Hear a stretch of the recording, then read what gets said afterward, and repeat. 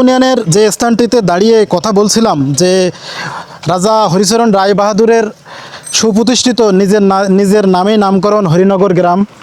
এই হরিনগর গ্রামে 1971 সালে মহান স্বাধীনতা যুদ্ধে এখানে এই যে স্থানটিতে বর্তমান আপনাদের দেখাচ্ছি পাশে সুন্দরবন, চুনকুড়ি নদী, এই সুন্দরবনের এই স্থানটিতেই সেখানে পাকিস্তানি হানাদার বাহিনী এদেশের মুক্তিযোদ্ধা এবং নিরীহ মানুষদের লাইনে দাঁড় করিয়ে ব্রাশ ফায়ার করে হত্যা করেছিল সেই স্থানটিতেই। এবং আপনারা দেখতে পাচ্ছেন যে ওই পাশে যে সিঙ্গরতলি গ্রাম, যে নদীর যে চর, সেখানে কিন্তু বেশি সংখ্যক মানুষকে পাকিস্তানি হানাদার বাহিনী মিলিটারিরা তারা এখানকার মানুষদের লাইনে দাঁড় করিয়ে এবং মুক্তি ফৌজদের দাঁড় করিয়ে ব্রাশ ফায়ার করে এখানে মেরে ফেলেছিলেন।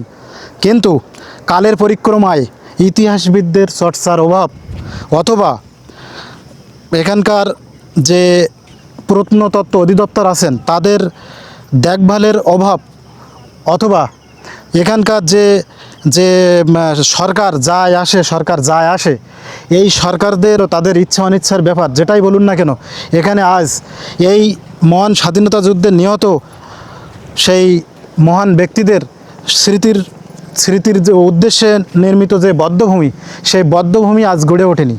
বধ্যভূমি আমাদেরকে স্মরণ করায় যে তাদের আত্মত্যাগ এবং আত্মার বিনিময়ে অর্জিত বাংলাদেশ, সেই স্থানটিতে বধ্যভূমি হওয়ার কথা থাকলেও এই বধ্যভূমি গড়ে ওঠেনি। বধ্যভূমি না গড়ে উঠলেও এর পাশে সামনে আপনারা দেখতে পাচ্ছেন যে হিন্দু ধর্মাবলম্বীদের একটি গুরুবাদ তত্ত্বের যে একটি অংশ, যে শ্রী শ্রী ঠাকুর অনুকূল চন্দ্রের সৎসঙ্গ মন্দির মুন্সিগঞ্জ শাখা, যে একটি নান্দনিক মন্দির এখানে গড়ে উঠেছে।